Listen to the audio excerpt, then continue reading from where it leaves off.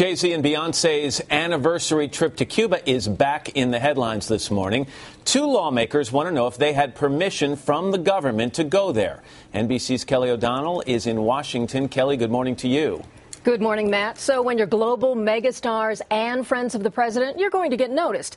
And if you're out and about in Cuba, red flags are going to go up.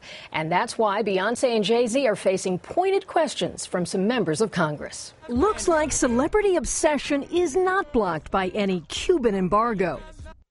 Websites quickly picked up photos and videos taken on the streets of Havana, with a swarm of attention around the royal couple of American music, Beyonce and Jay-Z. But Cuba is a no-travel zone for most Americans, a long-standing ban on tourist trips to the communist-run island dominated for decades by Fidel and Raul Castro. Seeing the famous married couple who appeared at the president's inauguration and raised big money for the Obama campaign. Could you make some noise for your president, Barack Obama? Now looking like tourists in Cuba. That outraged Cuban-Americans, including two Florida Republican House members who fired off a letter to the Obama administration.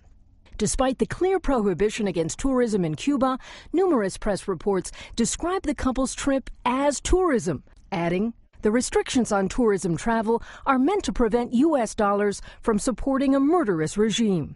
The Treasury Department does grant some licenses for Americans to visit if their purpose for going meets specific criteria.